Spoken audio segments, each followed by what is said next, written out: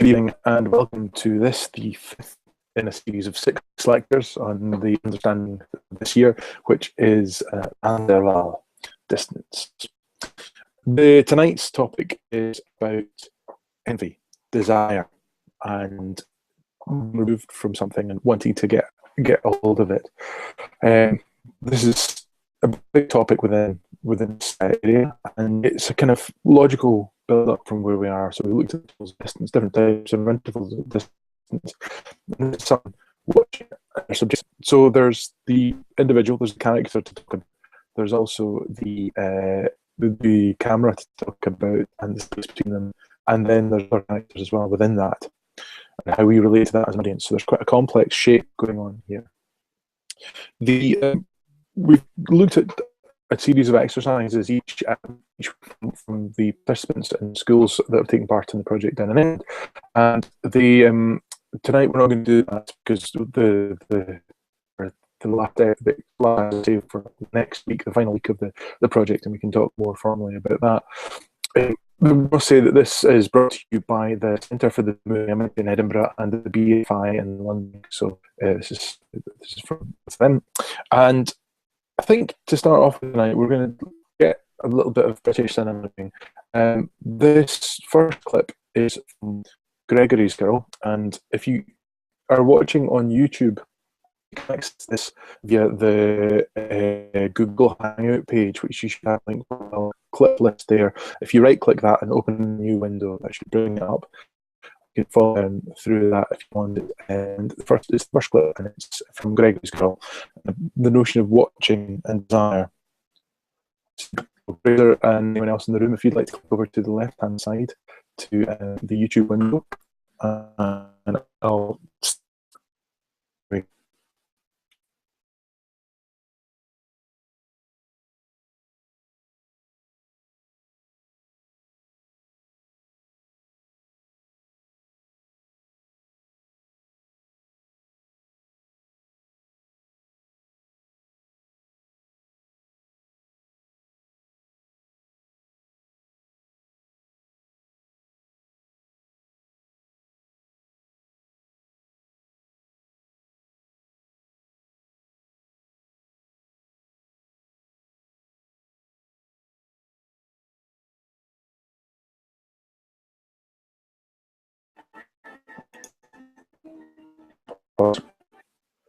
So there's something very special about seeing your own heritage, your own culture.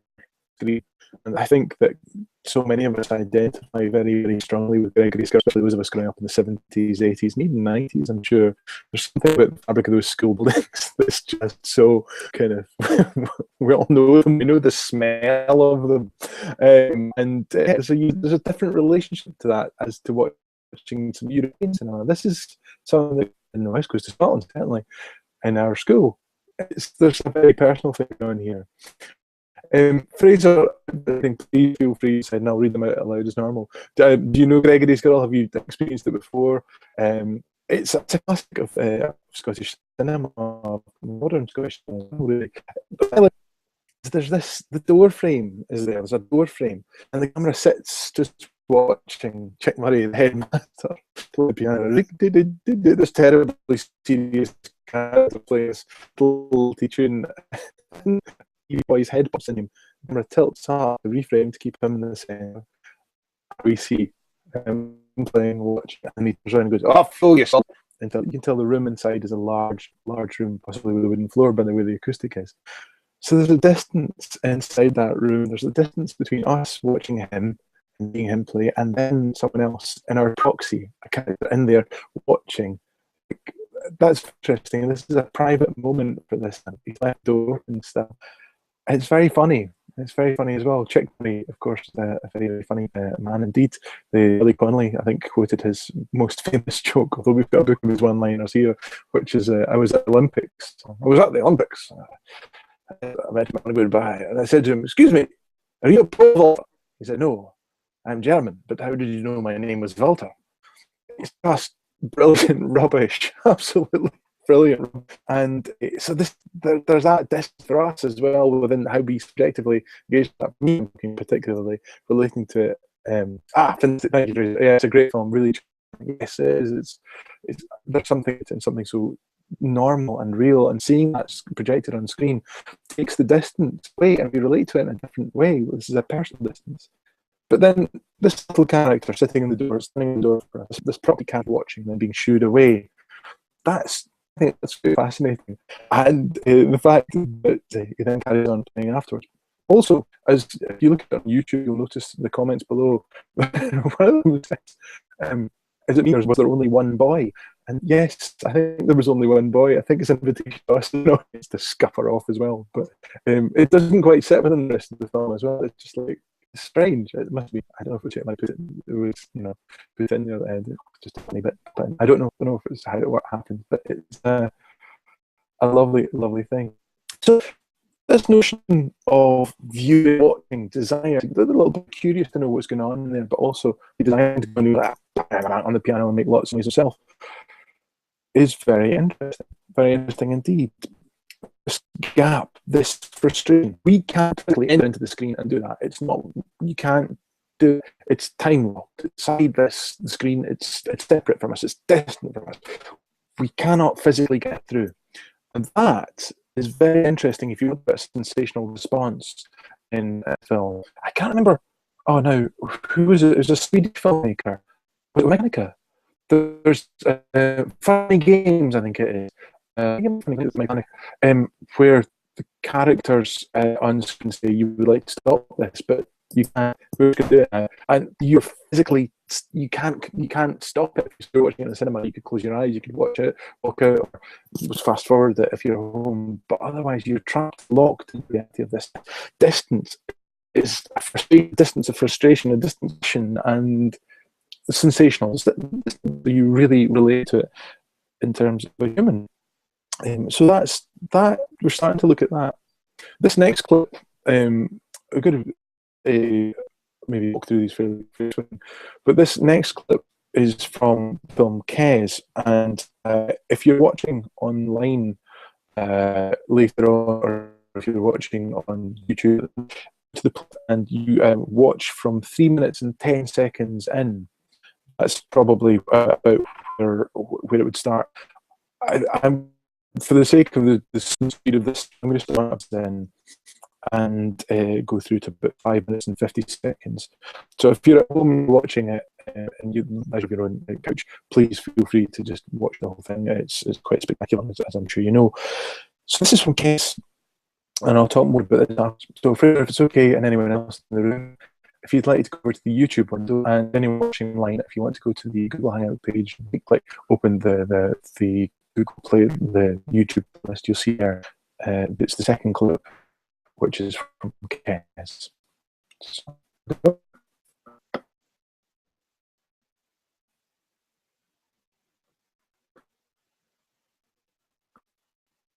taking a second to boot. My internet's very slow. Sorry.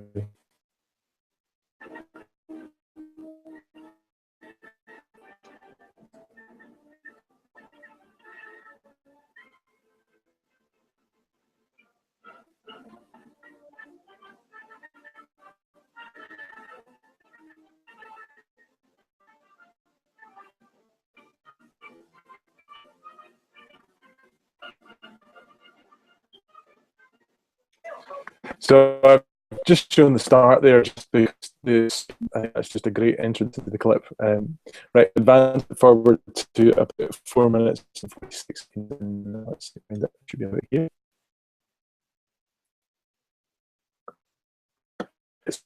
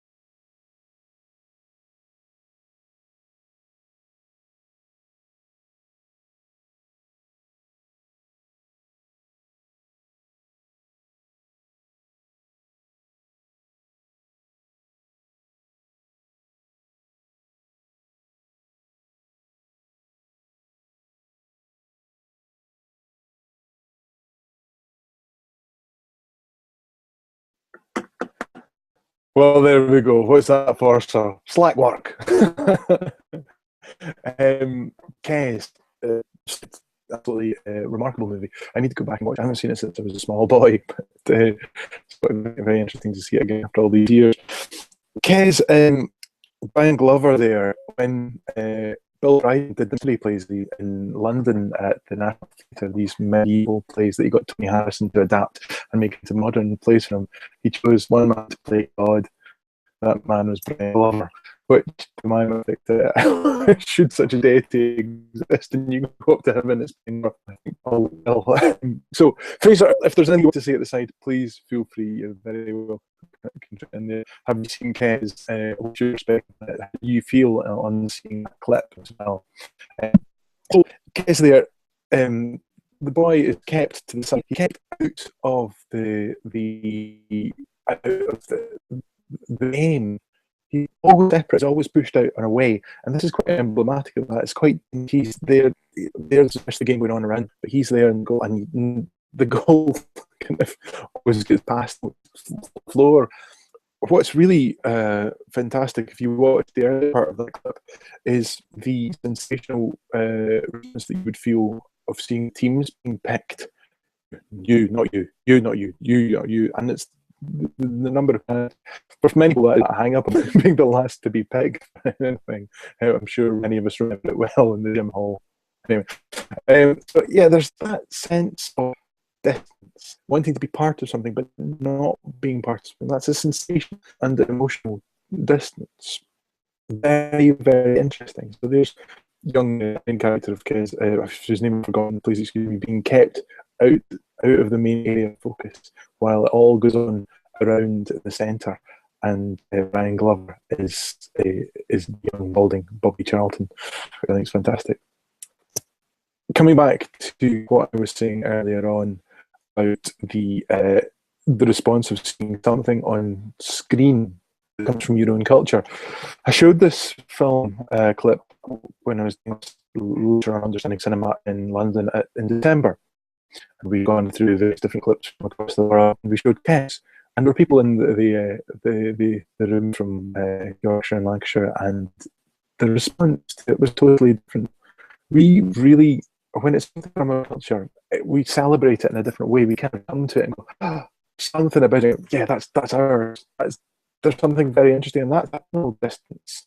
That you appropriate something, you say that it's belongs, pertaining to you and your culture. I think that's very, very important, how we relate to film as well. So if you think about how you, with a group, let's think about the frame within the first movie that we saw, and there's a door from there that's separating the space. What can you use to space when you're making films? Anyone, young people, otherwise, what can you use to actually delineate space? How do you put it as another world that we don't see off-screen space? We only see a glimpse of it. So how do we? Sorry, I'm very determined to get this right. How do we get space? How do we get a sense of somewhere else? How do we make the most of that? Sound, I mentioned in Gregory Field, got this wonderful echoey sound of the wooden floor, and they're outside in Kes. It's a brutal open space, just isolating, and also he and little frame look, the characters there in his frame and the goals. So what devices, what frame devices can you use to signify distance within your work? Pictures, picture frames, all sorts of things. Just you can let your imagination go wild, and let your participant imagination go wild. I'm sure they'll come up with some extraordinary things. So, one nice thing about football and sports is that it's about distances, breaking down distances, about keeping the distance between the ball and yourself. They are keeping the distance between your goal and the ball at a maximum, but then getting to the other person's goal. A game of distances, intervals, a game of intervals, a game of two halves as well, I believe. So there's real sense of space within that. So space, passions, emotion. They're not running to kick the ball now. There's more to it than that. There's a real sense of drive and passion and an emotional response in the viewer and also in the player, and a collective emotional response. So that's quite important. There's a couple of different films I want to mention. Before I couldn't quite find them.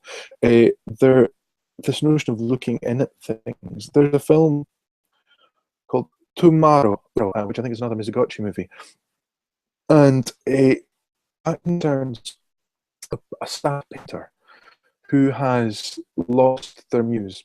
They don't know how to paint anymore. They're a very, very celebrated figure painter of stamps and portraits. It's them painting, trying to find a way to get the muse back. And so there's lots of hiding to watch people doing. There's a very stylised scene where the group of women bathing. It's set in 1800s Japan or 1700s, 1800s probably, and they are. The women are bathing in the water in a lake, and he and his gang of cronies are all going, right, okay, let's watch. And he's, yes, this is great inspiration, fantastic inspiration. So that about the film, he starts to find different ways to watch people, to start to find them. So this, again, it's a distance of lack of inspiration, but then secretly watching something to try and get inspiration, so you can draw something more perfectly, more beautifully. Another film to mention is for me the first French film I think I saw in France when I was a teenager, called Huitième Jour by I forgot his name. Stars Daniel filmmaker that made Tutto le Western.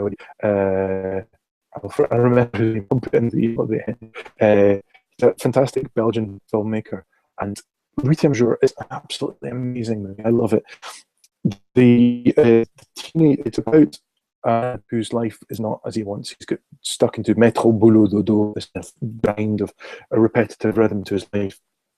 He, by chance, encounters a Down syndrome man who's trying to make a different way in his life as well, and their lives to influence each other and how they kind of over it. And it's utterly beautiful. I really, really like it. It's sensational. The sensational response is quite significant. I was in floods of tears watching it. But there's one point where Lathaye's character is standing out. Jaco van Dormel, that's it. Jaco van Dormel is the name of the filmmaker. One scene where Lathaye is standing outside a former where his family live. He's divorced from his wife. His children are separate to him. He's let them down so many times that when they come to visit him, they wait in the train station. He never turns up. So they get back in the last train home, go back. Really, really sad. So he stands outside the house looking in through the window at his family standing there, running their life. He's left in the rain outside, looking in the distance, this much distance. He could go in. Maybe he does later in the film, but it's very interesting to see how that's done. So distance and sensational are so clear. Envy, desire to get in there. Subjective gazing. It's a thing about subjective gazing. This sort of thing. Fraser, if at any point you want to pop anything in, please do so. If you're watching this and I'm rabbiting too much. I want to show you another clip now from a film. This is Barry Lyndon, and Barry Lyndon is Stanley Kubrick's a great figure. I maybe would say, I don't know.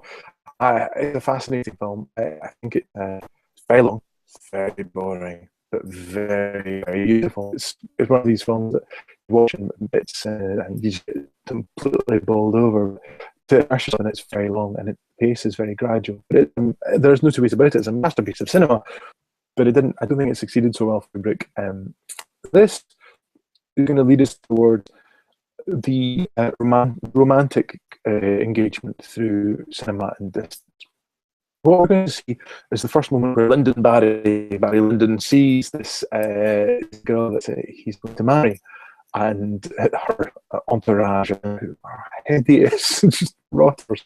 And we're then going to go and watch the following scene from that, which is where they are playing card games. This is in 17, early 1800s, the Thackeray novel. So very much a match society. We talked about the notion of Japanese reflecting mannered versions of society. This is very manned version of, of Western society at the time, and all that sort of stuff.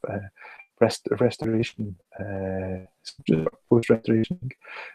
So this, please do feel free to put that well. So I'm going to ask you to head over to the, if you're watching online, you can head over to the list and what the YouTube list there. From about 1 minute, nothing from the start of the 2 minute and 45 seconds in, and then jump from there to 3 minutes, then go through to the end of it. So it's about as long total what we're going to look at. So it's 1 minute, nothing to 1 minute 45, then a gap to 3 minutes, and then watch to the end from 3 minutes. So Fraser, if it's okay to ask you over YouTube or window, I'll bring this one on.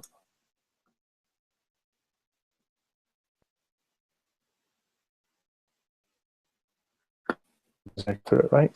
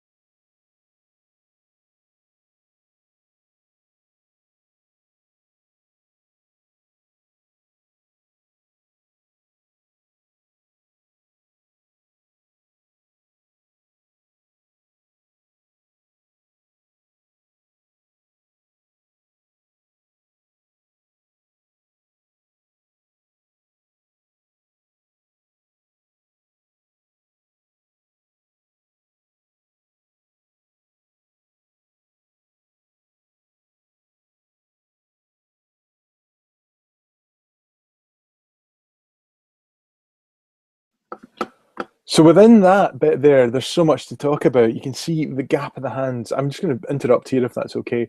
And there's so much to look at just in that alone. But that placing of chips between the characters is really quite significant the way it's done. Let's now jump forward to about 3 minutes into the film to see what happens next. Here we go.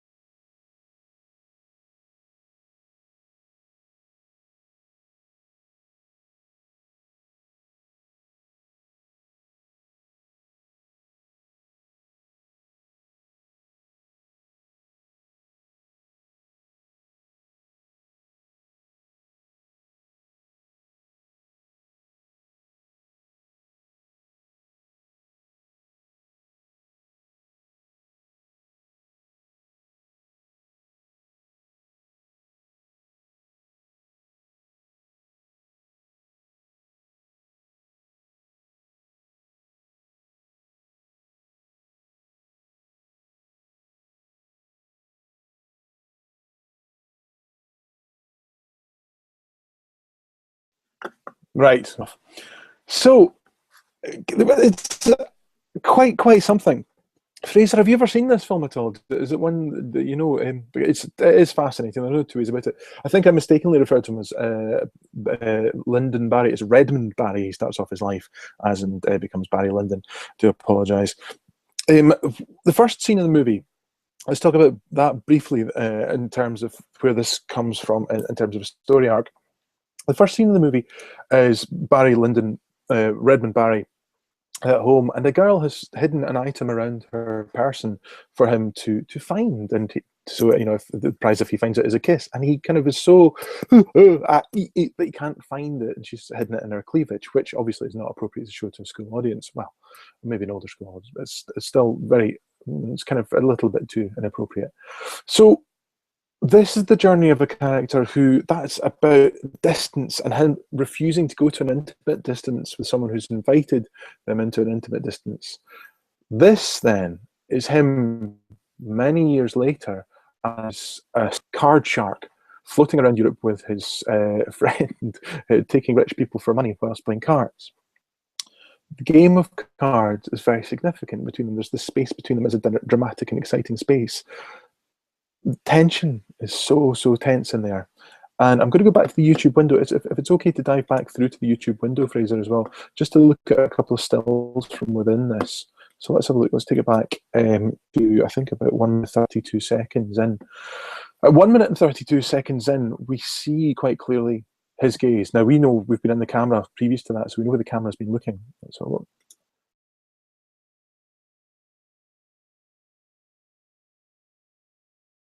So we've seen the shot. We now see the reverse of it, and we see his gaze of her looking at her, thinking, "Oh, who's this? How very interesting." And it's comparison to the earlier person he was. That's quite remarkable. As I say, it's a very long movie, and as with a lot of long movies, these gradual steps, these grains of sand that build up to emotional realism of the thing are quite remarkable. Then she comes to the outside when we get to 3 minutes in. 3 minutes in, we see her standing there in the cold moonlight as he advances behind through the windows. It's not see in these French style windows. There's someone coming past, disappears again behind the wall, then he comes past. We know where we are in the geography of the scene. We can see the gazebo. Is that gazebo? I don't know. The creepers in the background there. You can see the creepers in the background, so that when the next shot comes in, and it's a tracking shot on Ryan O'Neill's character moving through, we follow it through with him. We know exactly where we are, and we know exactly where he's going. She enters from the right of the screen, and there. It's inevitable that there's going to be some form of contact. And even then, it's still restrained. It's remarkable. They're so restrained, so precise about how they do things. The hands go out, then slowly coming in for a kiss, and it's very significant. And you have to ask yourself, is she giving herself in to him because they lost at cards to him? What's going on? Fraser, your comment here. Haven't seen it. Amazing how much is done with just the eyes. Totally. The eyes being windows of the soul. They're just these simple glances with the eyes are quite remarkable. It's a really significant film, I think. I have a love-hate relationship with it. I like a lot of Kubrick's work. This is one that I find beautiful but painful. So that notion of the camera being part of the frame, the dynamic frame, the moving frame moving along over there, the inevitability of it, his object of desire, this desire, the touch, the significance, and then the kiss, very significant. The story behind the scene as well, how it's filmed, is legendary. There's, I think it's that one and a number of others in the film. They were filmed with Zeiss lenses that were, because it was only lit by candlelight, I believe. These lenses had been used in outer space previously. These weren't used for cameras normally. These are the same spec as the ones that were used in outer space. So extreme low light from just candles. And we get these beautiful scenes, these beautiful things. I don't know how he did the light outside. It's really beautiful. So there's that, the time he took in that as well. That everything's so controlled with Kubrick. And film, of course, is a medium of control. You control what you record, and then you control how it's edited. Then, so it's control. What was Kubrick trying to tell us with this?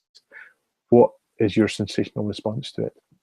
So, it's worth looking at clips from Barry Lyndon for this. I think that's one clip that you could show to a school group very, very much so. Right. This first parts of a relationship work very well. I'm going to come out of YouTube now again, sorry. First parts of relationships, the desire to be together, this distance between two people before when they are in one circle, maybe a public circle, and then before they go into an intimate circle, is something something of great interest to a filmmaker as well. So the start of a relationship, I think much of our society is based around the start of relationships. The realities of day-to-day realities of washing your socks and I don't know, microwaving last night's chicken dinner or whatever are maybe not intrinsically dramatic, but I think they might be. So maybe we don't have much focus on these kind of subtle human details in cinema. Although I'd really be curious to see more of these kind of humble, related to the art of high drama. Subjective gazes, desire, that's the start of a relationship. And there's a film called Summer with Monica by Ingmar Bergman, which is full of these gazes and glances and distances and games, characters playing games with each other, it's two young people in love and how they keep away from each other, how they come closer together, what happens to them. It's very, it's not really appropriate to show to a younger audience, but it is, well, they showed it to us in the Cinematheque. There are one or two clips that are very good that you could show. But there's this real sense of growing desire, growing emotion, and growing sensuality as well, which is in there. And that's reflected through the camera movement. And his eyes, again, coming back to your point, Fraser, his eyes, using eyes and the gaze. And there's the classic shot of a ship sailing off to the horizon, a wee point in the horizon. And so if you get a chance to have a look at it, there are clips there on Summer with Monica that are well worth having a look at as well. The next clip I want to show you, I'm only going to go on for a wee rabbiting on myself, so please excuse me if I've talked too fast or if I'm rabbiting. The next clip is not available to embed within YouTube, within the YouTube window, within this session, so it'll be part of the playlist. So if you're watching this later on, that's great, you can catch up with it then. But for the moment, Fraser, I'm going to have to pass you the link in the chat window here, and we're going to go through to another window to watch it. So if you want to open up your own YouTube window to watch this, I'm just going to do this very quickly. Excuse me.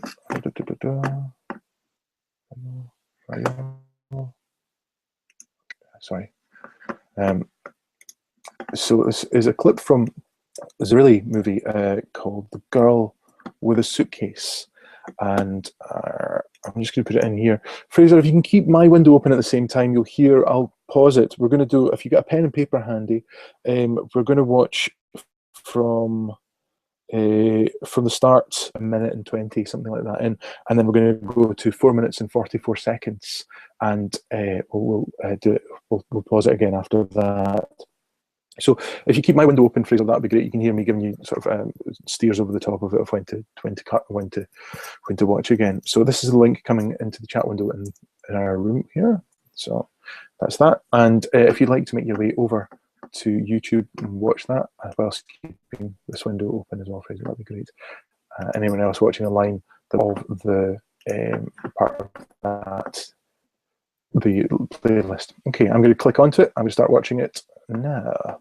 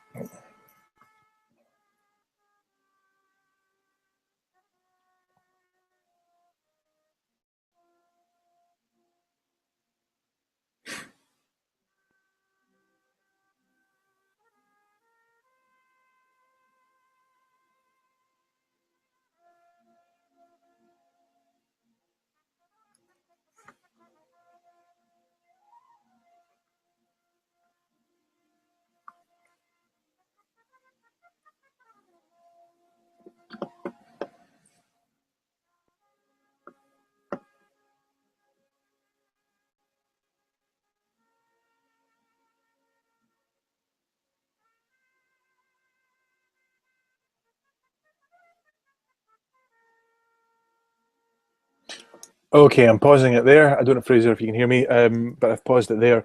That's at 1 minute 48 seconds in, where we can see Claudia Cardinale's eyes over the top of the gentleman's shoulder.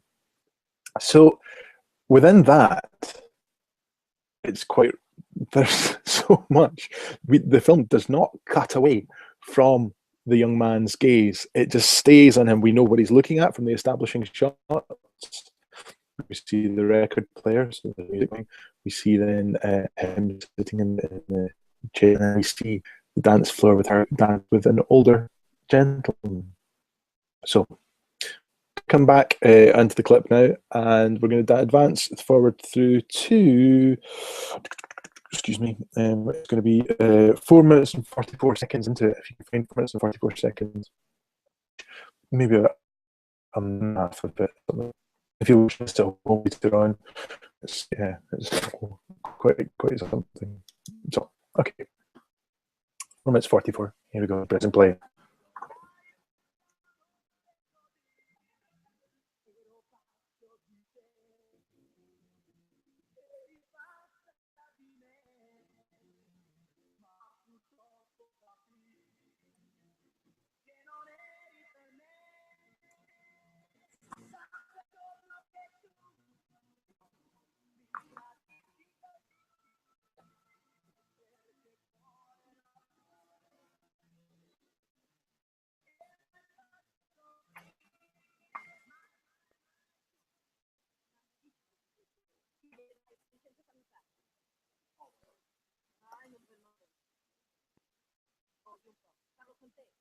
Okay. So I stopped at 5 minutes 30. That's very emotive stuff. The story, Fraser, if you can give me a ping in the corner there to see if you're back with me, if that's all right. Just a chat just to say if you're there. That'd be fab. Thank you very much. The story of this is that a young boy who encounters a woman who, and she's older than him, he's a young boy, and they meet. There's a brilliant scene on the stairs, and they get closer and closer on the stairs, and it's really quite special. It's a joyous, happy thing. It's a joyous seduction. Kind of, hello, getting closer, and there's a play as well. Then what happens after that, during the course of the film, the various different other things happen. Sorry, Fraser, I'll wait for you. If that's all right. That's grand. Yeah, that's grand. So they separate. She meets an older man, becomes sulky, sullen teenager, and this scene that we see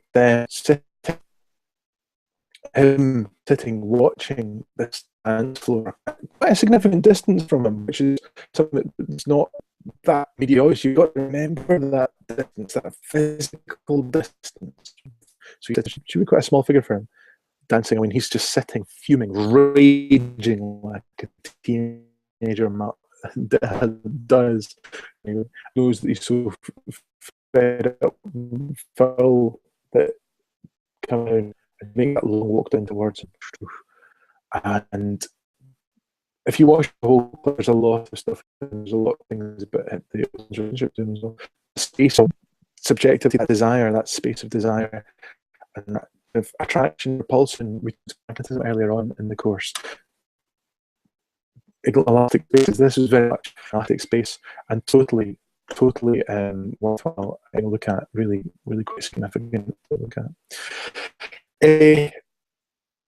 Emotional response is what's important. I think you can show that to your younger people if you're working with young people.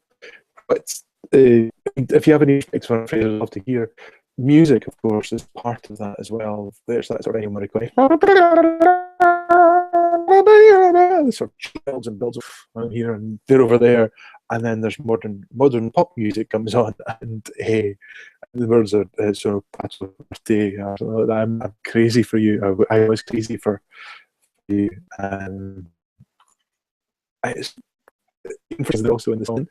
In the Cinematheque, when you show their films, they're very reluctant for you to use music unless it's music at source, music from the scene. and that kind of works, but it gives us a touch to information, too much information, possibly. I am not quite sure, but it works. I think it's all the time, and it certainly works. And also notice, this is quite a male subjective gaze. That these films, what is the equivalent from a female subjective gaze? How would a young woman approach this differently if she was in that character? That's a great challenge. If you can find clips that show a female perspective on this, that would be fantastic. These clip particularly was chosen by a 7-year-old man called Alain Bercola, who created the project. So how could you find something similar within the world of cinema from a female perspective? I'd really like to see that, and maybe we can look at that next week as a comparison to this, because the world, as we all know, has too much of the male perspective. Fraser, likewise, if there's anything you would say, if there's any clips you think of that would, if you want to put anything into the chat window, you're very welcome to. I'm going to stop rabbiting now, because I've rabbited for quite a long time. I'm going to watch one last clip with you, if that's okay. This is, if you head over to the YouTube window, it's I think the final clip on the YouTube, which is the difference between film and video. So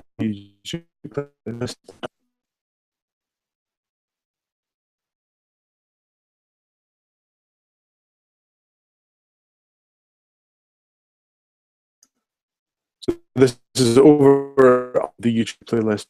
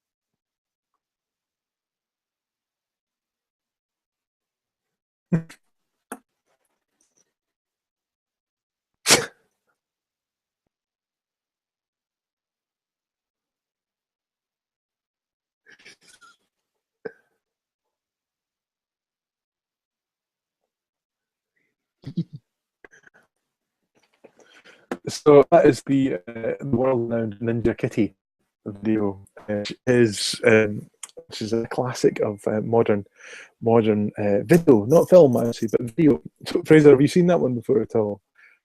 And what it does is that it shows an interval, the game of intervals. It's a play thing. It exists purely. It's not part of a larger narrative. It's a video on YouTube that shows a cat stalking something, stalking its owner, right, with a video cat, and the owner playing with the cat. Every time he takes the video, clip the camera away, the cat gets closer, brings it back, it freezes. It becomes this kind of stalking game, much like a cat would hunt its prey, but here a cat playing with its owner. And there's tension in the space. There's real tension. There's a real kind of, oh, it's getting closer, oh, and then it runs away at the end. The difference between video and film is significant and interesting, but they're the same language in many different ways. And how they're interpreted and what their function is are two different things. I'd be very keen to hear from people about your perspectives on this, because so many of our young filmmakers now make dozens more films than I ever made as a teenager, and they're using their phone. They're hosting it up onto YouTube very quickly.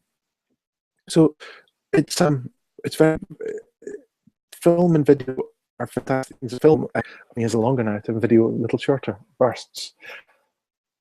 And I guess there are different variations on that as well, with the blip videos and what have you. Yeah, there's so many different things that the moving image is used for.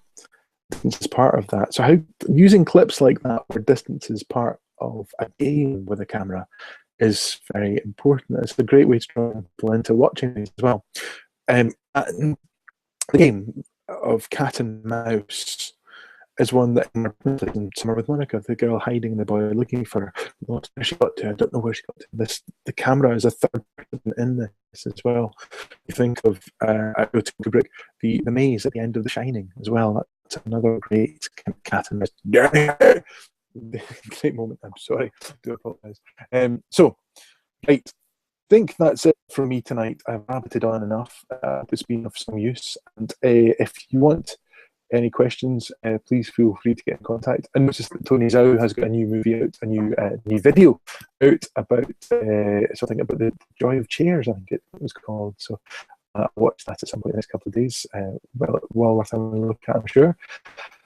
Fraser, I'm going to say good night. I was just pinging in the corner there, and thank you. That's great. Fantastic. And thank you all for your time. And any questions, drop me an email at alsabino.com. Next week is our final session 6. And I'll be it. I'll be after that. So thank you very much for your time. And see you again. Bye.